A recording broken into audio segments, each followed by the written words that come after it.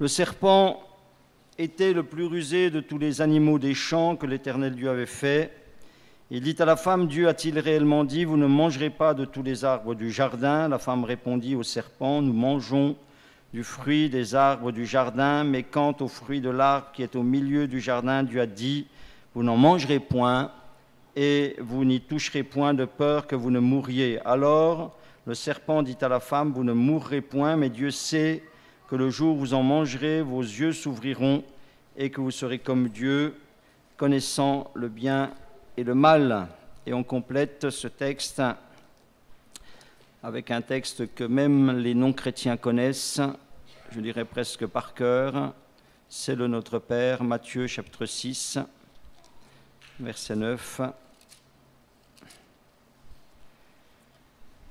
Voici comment vous devez prier, notre Père qui es aux cieux, que ton nom soit sanctifié, que ton règne vienne, que ta volonté soit faite sur la terre comme au ciel. Donne-nous aujourd'hui notre pain quotidien, pardonne-nous nos offenses comme nous aussi nous pardonnons à ceux qui nous ont offensés. Ne nous induis pas en tentation, mais délivre-nous du malin, car c'est à toi qu'appartiennent dans tous les siècles le règne, la puissance et la gloire. Amen. Voilà, nous parlons depuis plusieurs semaines maintenant, voire plusieurs mois même, de comment et pourquoi ce qui s'est passé dans le Jardin d'Éden est la cause de tous les dérèglements qui sont dans cette vie. On peut aller jusqu'à dire tous les dérèglements qui sont dans cette vie, tous les dérèglements qui sont dans nos propres vies. La semaine dernière, dans cette étude donc longue, nous avons abordé la question de la tentation, qui n'est pas une conséquence directe du Jardin d'Éden, mais qui a été le moyen, je dirais, par lequel l'homme, dans le Jardin d'Éden, a perdu la position privilégiée qui était la sienne. À cause de la tentation, il a perdu ses droits, il a perdu ses privilèges qu'il avait avant le péché. La tentation, on l'a dit, je fais un résumé d'une minute peut-être de ce qui a été dit la semaine dernière. La tentation, c'est l'arme du diable. Dans le Nouveau Testament, Satan est appelé le tentateur, et cette arme-là est une arme puissante. Je vous ai expliqué que la tentation, en fait, c'est la manipulation du désir d'être heureux. La tentation est la manipulation du désir d'être heureux. Et c'est pour cela que les hommes sont tentés, parce que Dieu nous a créés avec le désir d'être heureux.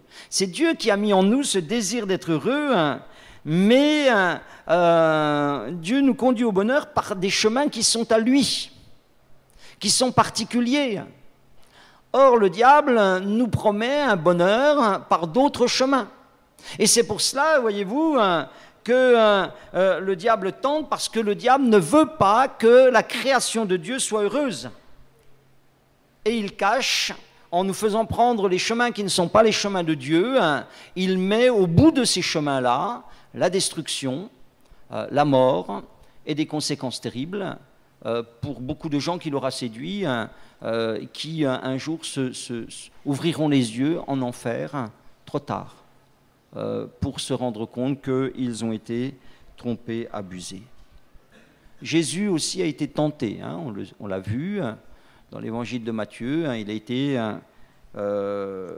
tenté au bout de 40 jours, et il nous montre qu'on peut résister, vaincre la tentation du diable.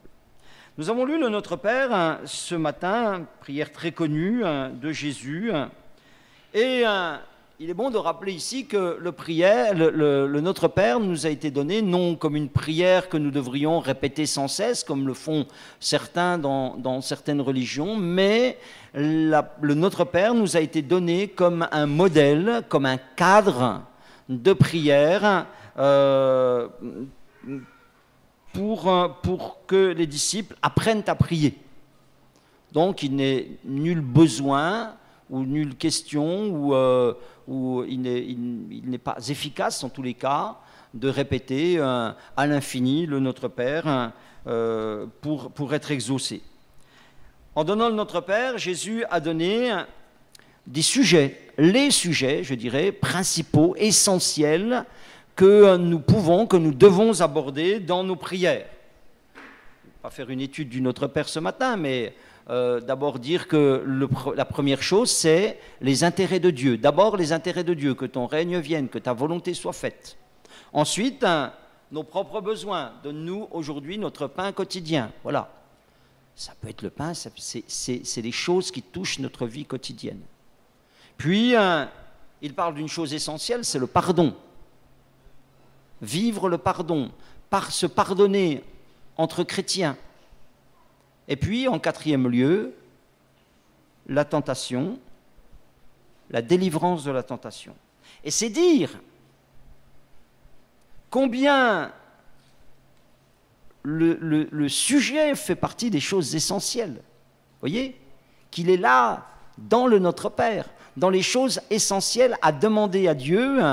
Eh bien, nous devons lui demander de ne pas nous soumettre à la tentation, dit en tous les cas second, on ne nous soumet pas à la tentation, mais délivre-nous du malin. C'est dire, vous voyez, aux yeux du Seigneur, qui enseigne ses disciples à prier, à être spirituels, c'est dire combien le danger est grand et toujours présent, puisque le Seigneur nous encourage, nous exhorte à nous garantir, à nous protéger contre la tentation du diable, à demander à Dieu d'être préservé cette délivrance. Alors, je ne sais pas si vous avez fait attention, mais la semaine dernière, le 3 décembre, dimanche dernier, l'Église catholique a officiellement changé le Notre Père, et en particulier cette phrase-là, changer cette phrase-là dans le Notre Père.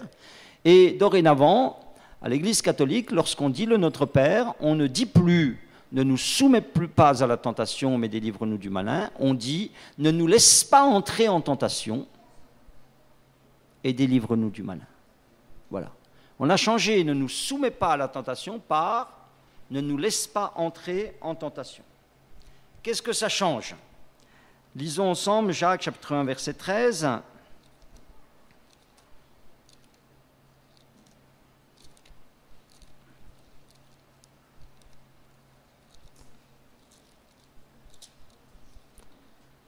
Que personne, lorsqu'il est tenté, Jacques 1, 13, ne dise « c'est Dieu qui me tente », car Dieu ne peut être tenté par le mal, et il ne tente lui-même personne. Vous voyez, d'un côté on dit « ne nous soumets pas à la tentation », de l'autre, Jacques dit « Dieu ne tente personne ». Lorsqu'on va dire « ne nous laisse pas entrer en tentation », on évite d'avoir une contradiction avec avec ce que dit Jacques, que Dieu ne tente personne. En tous les cas, la nouvelle traduction qui est proposée là par l'Église catholique, elle est correcte du point de vue de la traduction. Elle est tout à fait correcte du point de vue de la traduction. On n'a pas forcé le sens du texte, c'est même ce que le texte au départ veut dire. Disons que c'est une formulation qui est beaucoup plus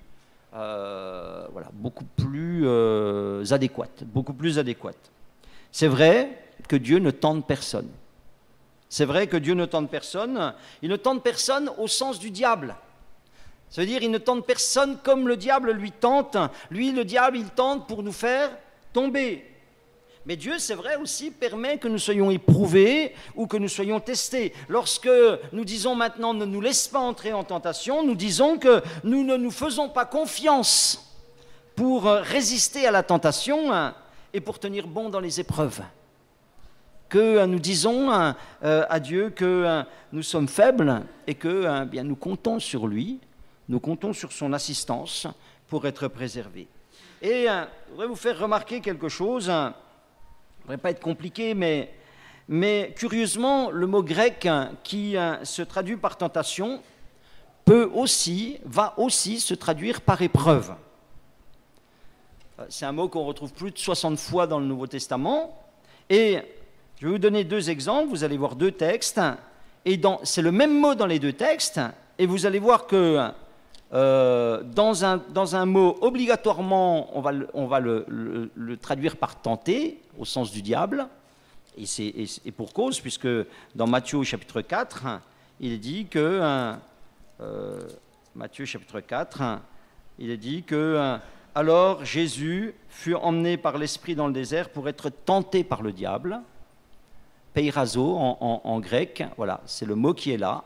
Et puis vous lisez Jean chapitre 6, verset 6. Et ici, on lit, Jésus disait cela pour l'éprouver, car il savait ce qu'il allait faire, peirazo dans le grec. On pourrait très bien lire ici, Jésus disait cela pour le tenter. Il parle d'un de ses disciples, voilà. Donc, pourquoi cette différence? Parce qu'en fait, le mot, il signifie une chose unique.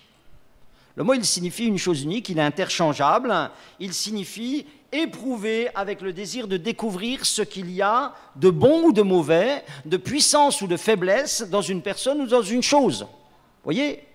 C'est éprouver pour savoir, essayer de découvrir ce qu'il y a de bon ou de mauvais, de fort ou de faible dans une personne ou dans une chose.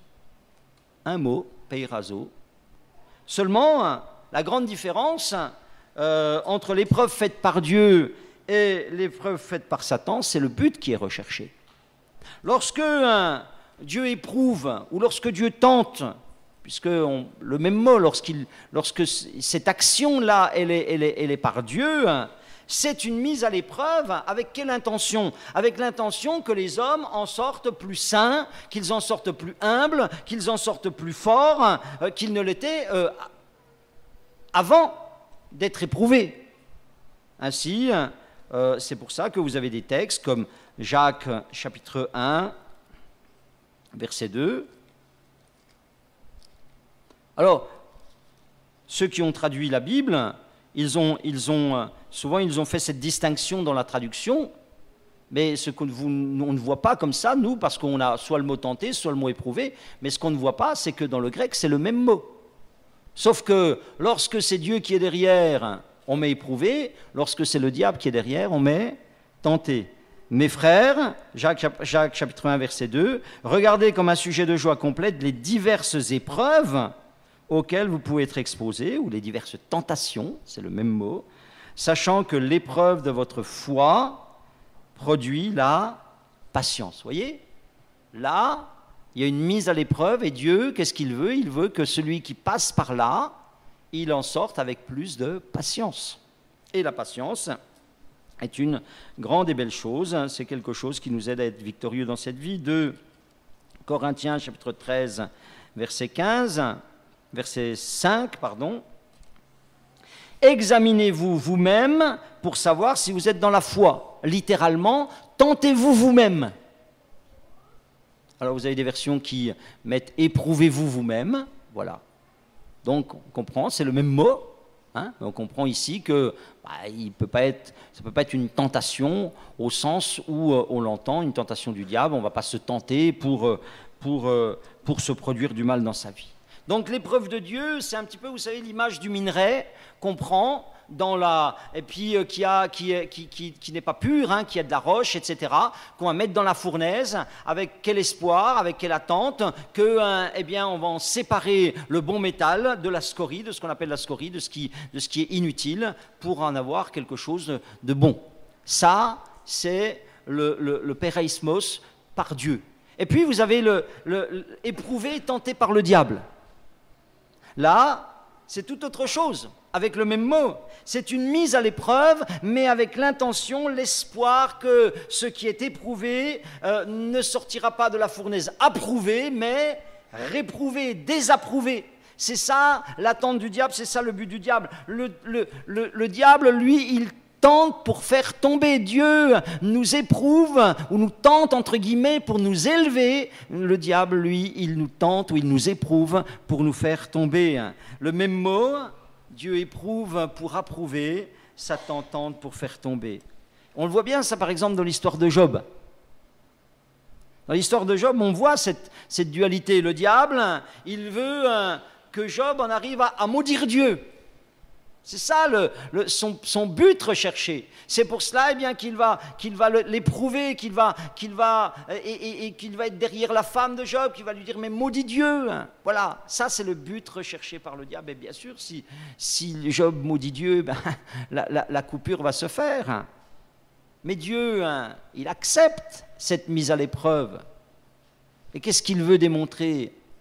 Il veut démontrer que Job est juste, qu'il est intègre, qu'il est désintéressé, et il croit que Job va sortir réellement vainqueur de cette épreuve. Et c'est Dieu qui aura raison.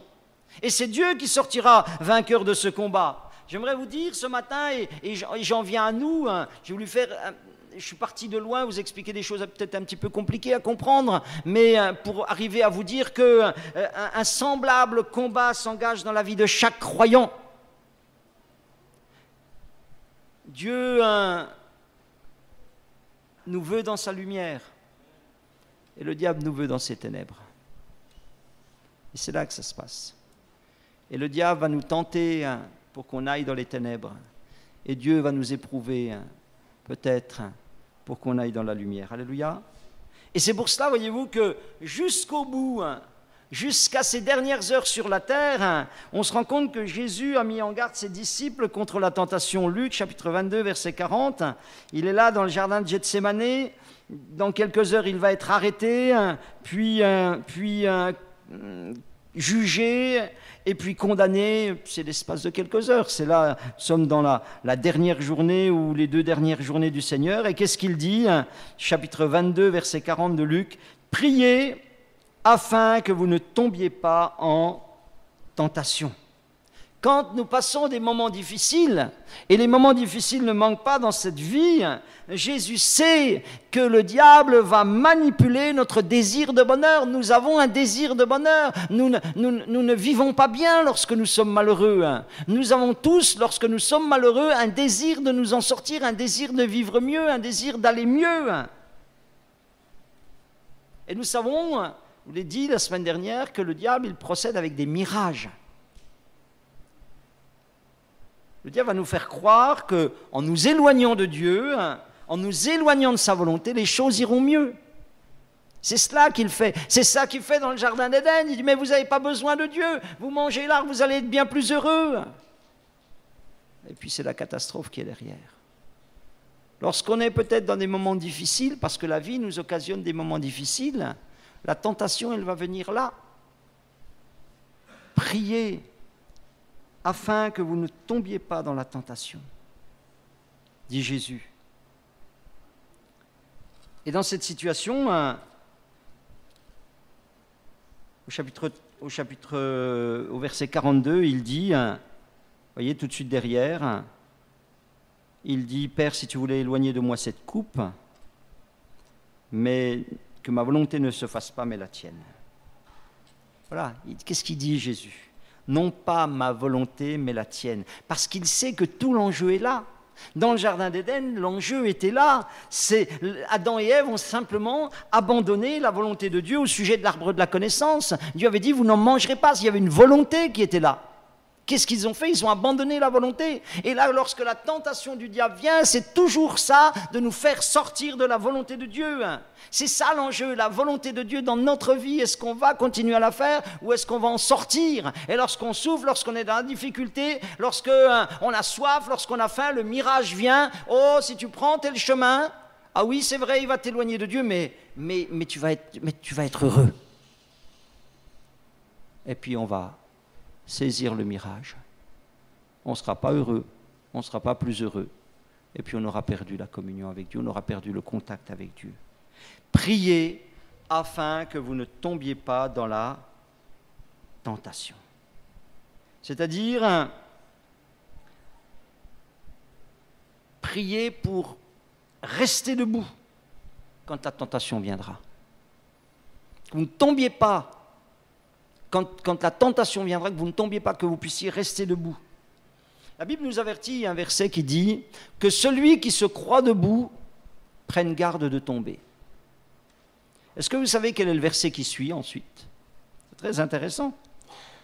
1 Corinthiens chapitre 10. Que celui qui se croit debout prenne garde de tomber. trouvez ça dans 1 Corinthiens, chapitre 10 et au verset 12.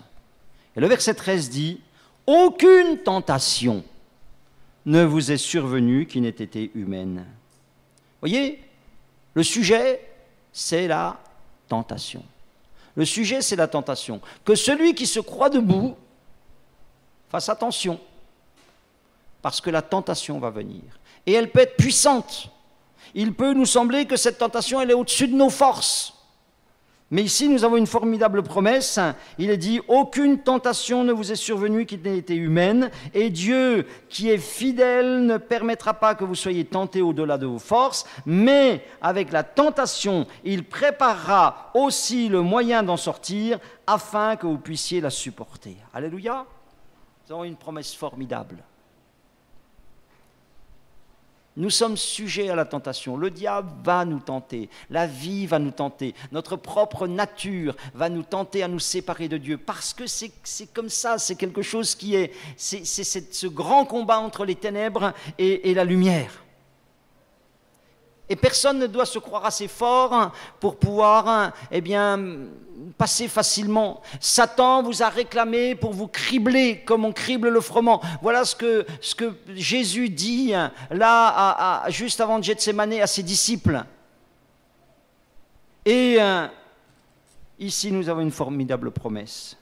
Premièrement, il est dit que quoi qu'on en pense, qu'on prenne ici le mot tentation dans le sens de épreuve de Dieu ou épreuve du diable, peu importe, nos épreuves et nos tentations ne sont pas surhumaines. Quoi qu'on en pense, quoi que tu vives en ce moment, quoi que tu passes en ce moment, si tu crois que la Bible est vraie, si tu crois que la parole de Dieu est vraie, il est dit ici, aucune tentation qui ne nous est survenue, qui n'ait été humaine. Et le texte ajoute, Dieu est fidèle, et le texte ajoute que Dieu va limiter l'intensité à notre capacité. Il ne permettra pas que ça soit au-delà de nos forces. Et Dieu ajoute qu'avec la tentation, que ce soit une tentation du diable ou que ce soit une épreuve de Dieu, il va préparer le moyen d'en sortir. Alléluia! Alléluia! Amen. Est-ce qu'on sait se réjouir devant les promesses de Dieu? Elle est extraordinaire, cette promesse. Le tentateur est là. Il cherche une occasion favorable. Il veut nous emmener, il veut notre malheur. Il veut qu'on soit un plus grand nombre possible avec lui en enfer et à la perdition éternelle. Mais nous avons ici une promesse. Alléluia. Nous avons ici une promesse. Et puis le texte ne s'arrête pas. C'est très intéressant ce texte. Le verset 12, le verset 13 et puis le verset 14. Et le verset 14 dit « Fuyez l'idolâtrie ». Il est dit même « C'est pourquoi ». C'est pourquoi. C'est pourquoi. C'est un lien avec ce qui précède.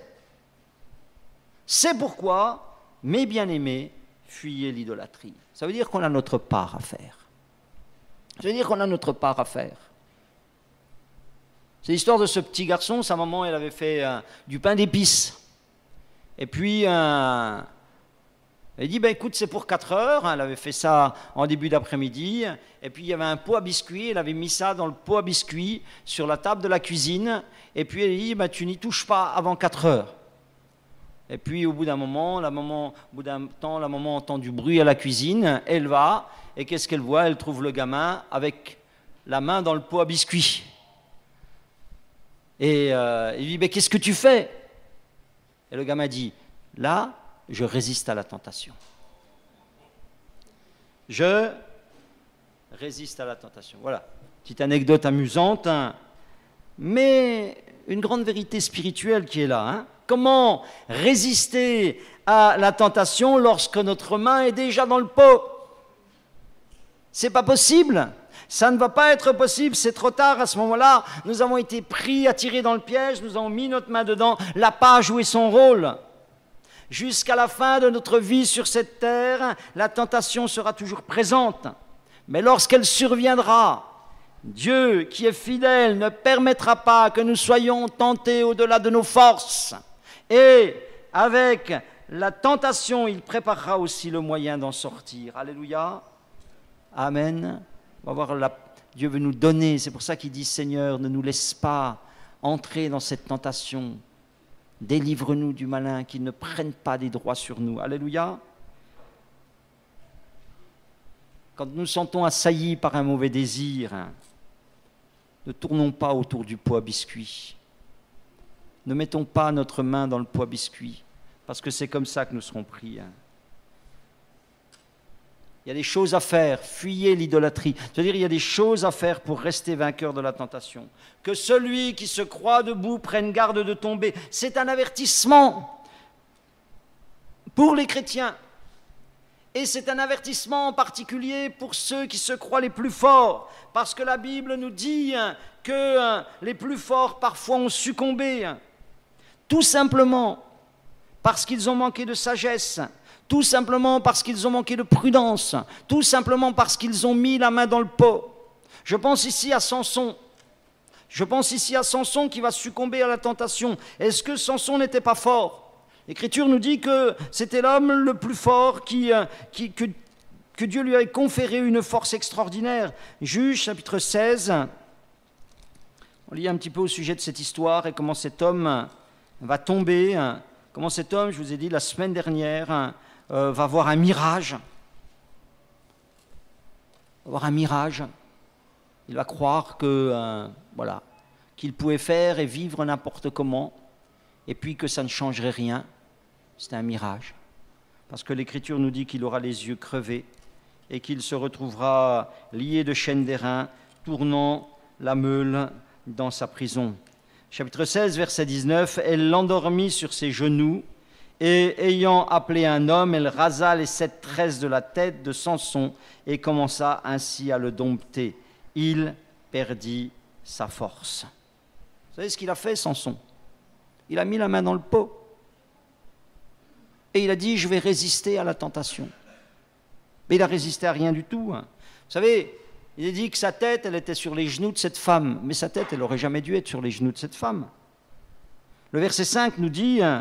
Les princes des Philistins montèrent vers elle et lui dirent « Flatte-le pour savoir d'où lui vient sa grande force et comment nous pourrions nous rendre maîtres de lui. » C'est exactement ce que le diable veut. Il veut se rendre maître de nous. Il veut nous maîtriser. Il veut pouvoir conduire nos vies. Et l'arme qui est utilisée ici, c'est la flatterie. Flatte-le pour qu'on puisse le maîtriser. Alors...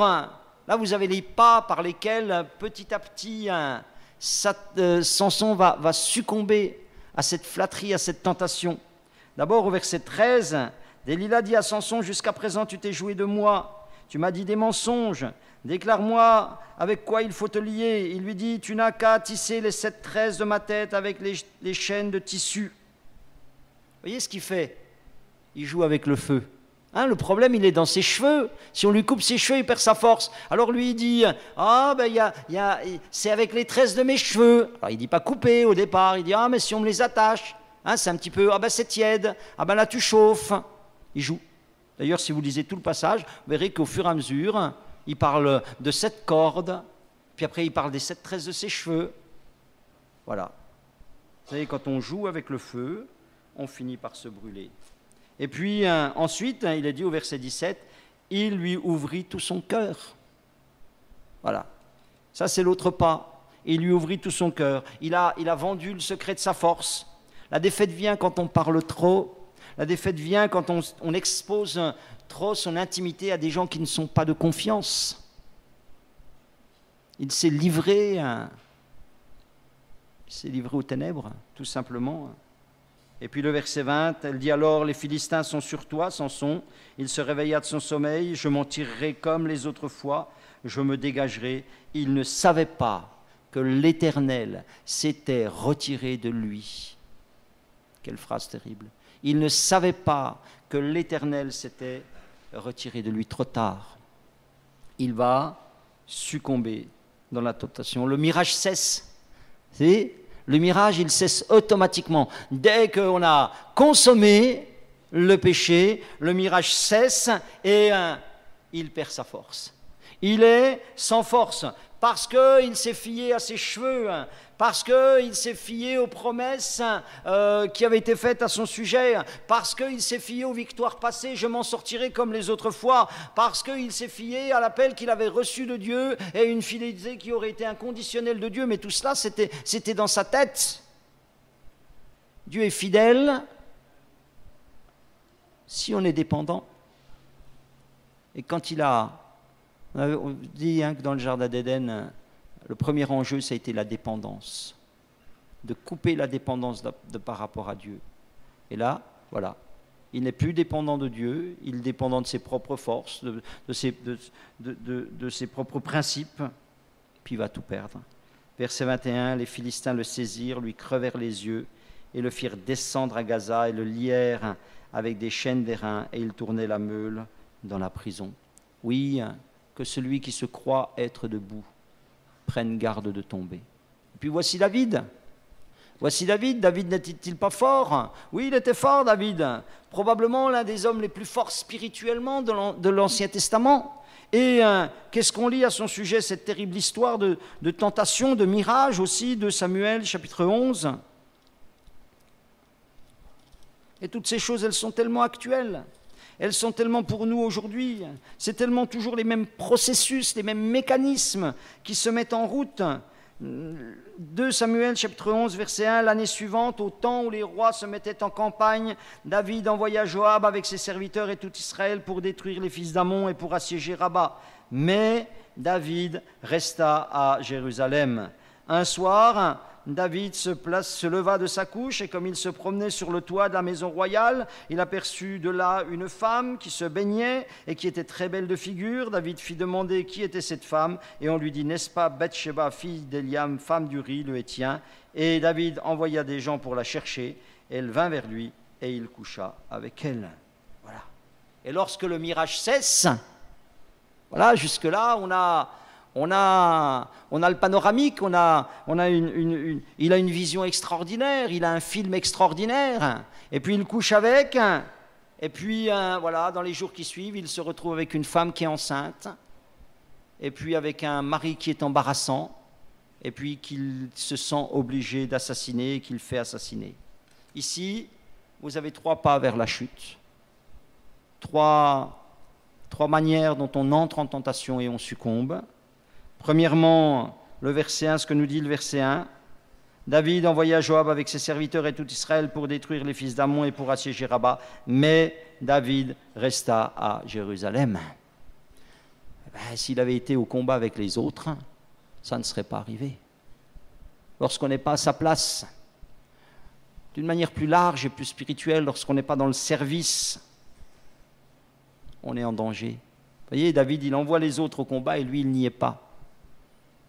Ça, c'est quelque chose qui nous regarde aujourd'hui.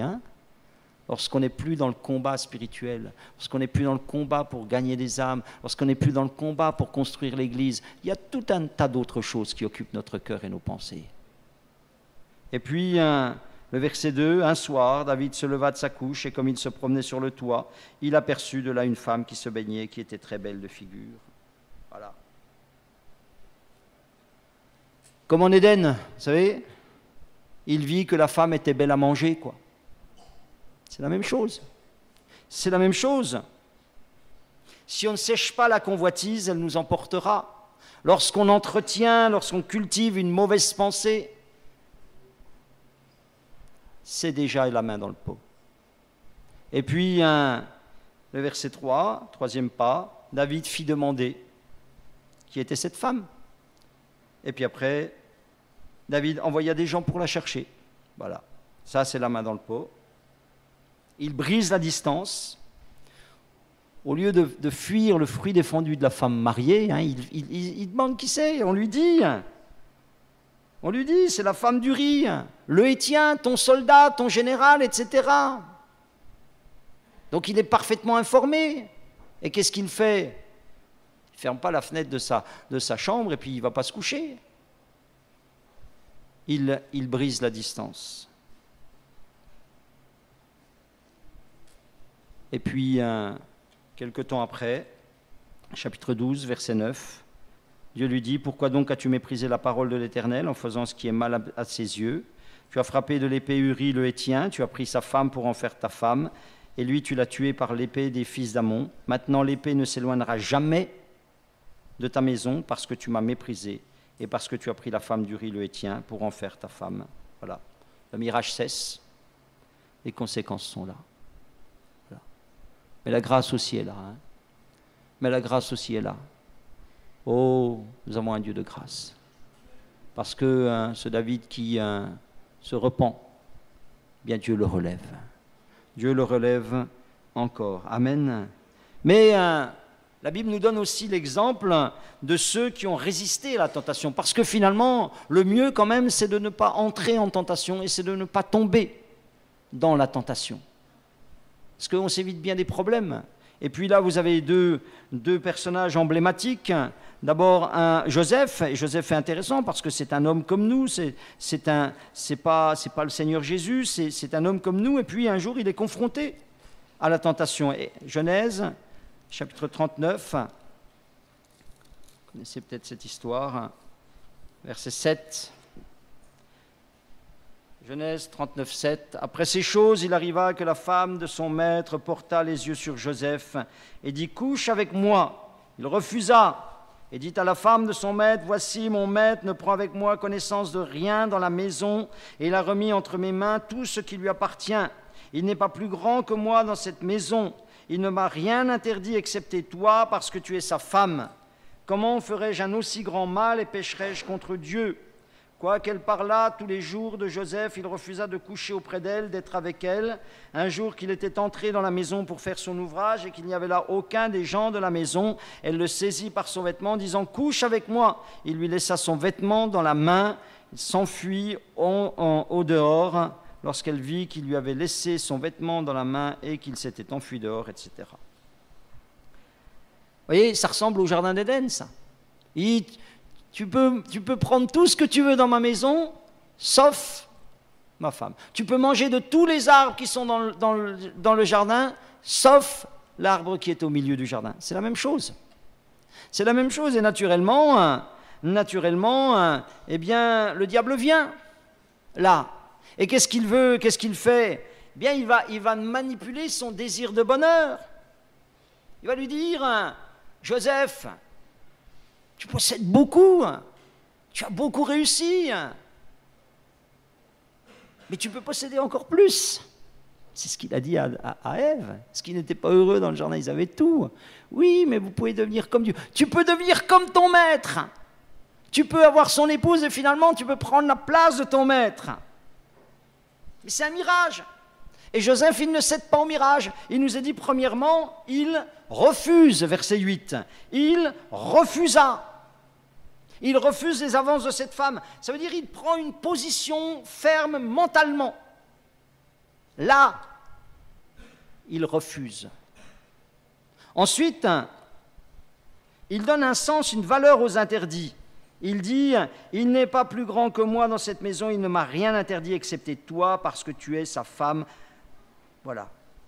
Il dit, il y a un interdit, là, un interdit, ça a un sens. Je ne vais pas dévaloriser l'interdit. Souvent, c'est ce qu'on va faire, dire, ah bah oui, c'est vrai, mais bon. Oui, vous n'en mangerez pas, mais bon, ça ne va pas changer la face du monde si vous mangez un fruit, c'est pas grave. Voyez. Mais pour Joseph, il dit non, un interdit, c'est une valeur, c'est un sens, une ligne blanche, c'est une ligne blanche. Et puis, il pense aussi une chose. Il dit, comment ferais-je un aussi grand mal et pécherais-je contre Dieu? Franchir un interdit, c'est pécher contre Dieu. Voilà, c'est des liens qui souvent n'existent pas dans notre tête. Vous voyez? C'est des liens qui n'existent pas dans notre tête. Chez lui, c'est raccordé. Franchir un interdit égale péché. C'est rarement comme ça dans nos têtes.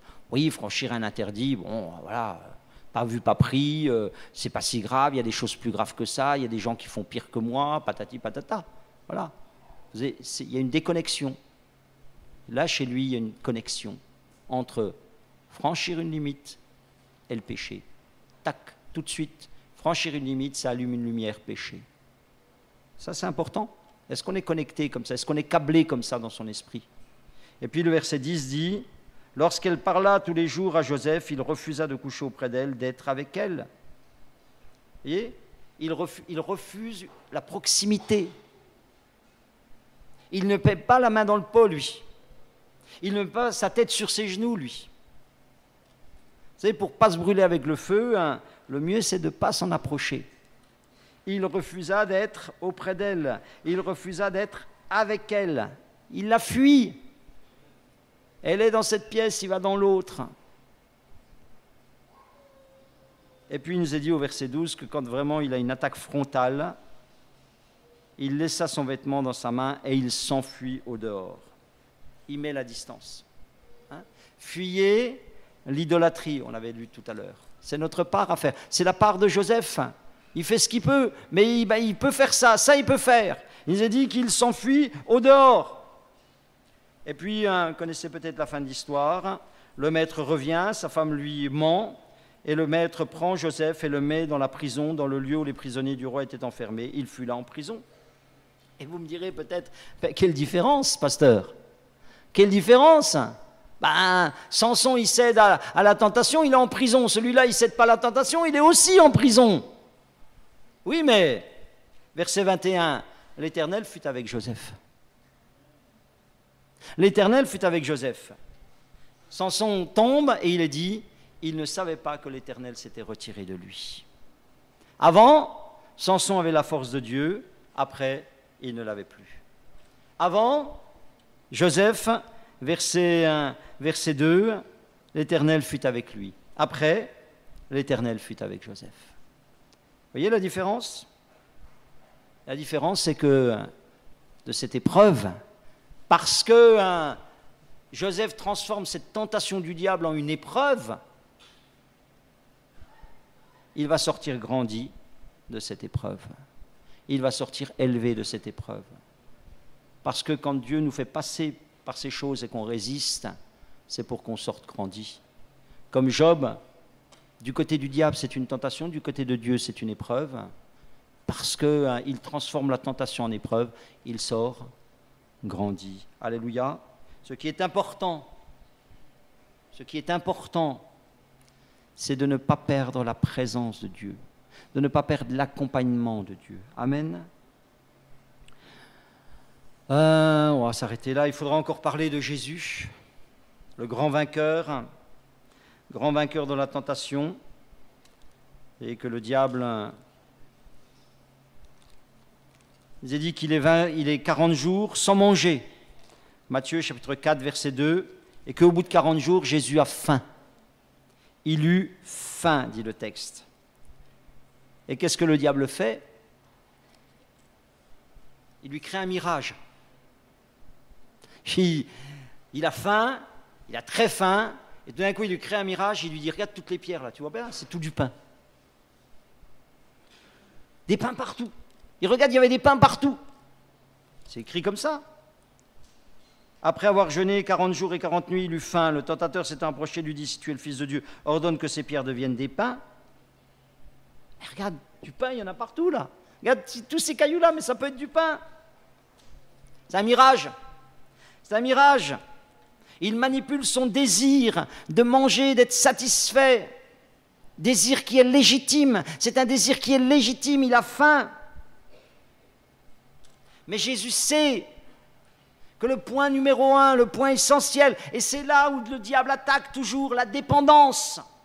La dépendance par rapport à Dieu, c'est le point essentiel. Il a coupé Adam et Ève de cette dépendance. Il coupe Samson de cette dépendance. Et là, il veut couper Jésus de cette dépendance. L'Écriture nous dit ici, alors Jésus fut emmené par l'Esprit dans le désert. C'est Dieu qui l'a emmené dans le désert. C'est Dieu qui l'a emmené dans 40 jours de jeûne, de privation. Et le diable, il vient et lui dit, mais je ne comprends pas, moi. Si tu es le Fils de Dieu, quand ça se fait que tu n'as rien à manger? Quand ça se fait que tu es dans le désert, là? Quand ça se fait que tu n'as que des cailloux?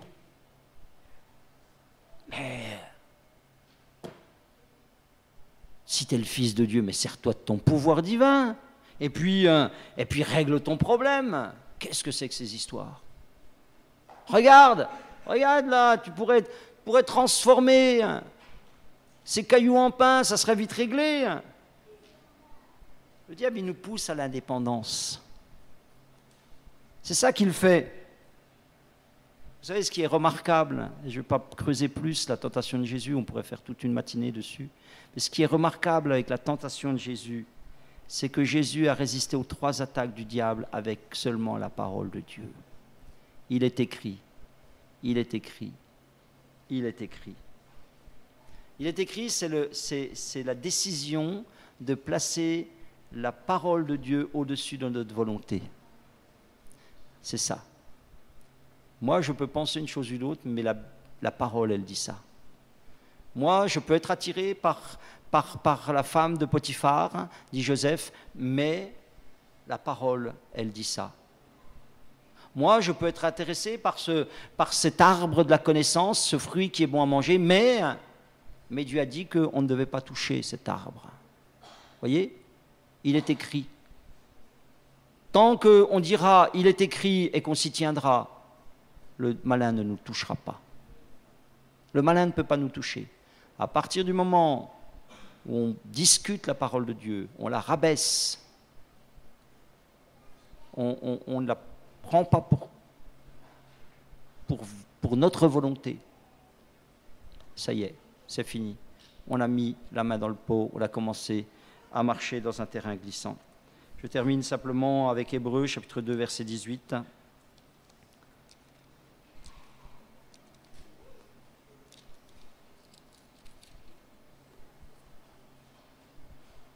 Car, il est parlé de Jésus, du fait qu'il a souffert lui-même et qu'il a été tenté, il peut secourir ceux qui sont tentés. Amen. Que ce soit tenté par le diable ou que ce soit éprouvé, du fait qu'il a été tenté, il peut secourir ceux qui ont été tentés. Alléluia. Nous avons la promesse d'être secourus dans la tentation. Alléluia. Vous savez, le Seigneur souhaite que le malin ne nous touche pas. Il disait, il n'a rien en moi. Et il veut qu'il en soit ainsi pour chacun de nous. Alléluia. Mais, je vous le rappelle, nous devons faire notre part. Nous ne devons pas mettre la main dans le pot. Voilà, il y a des lieux où il ne faut pas être, il y a des lieux où au contraire il faut être. Il y a des choses qu'on ne doit pas toucher, il y a des choses au contraire qu'on doit toucher, comme la parole de Dieu régulièrement, etc., etc. Voilà, que Dieu bénisse cette parole ce matin. Amen.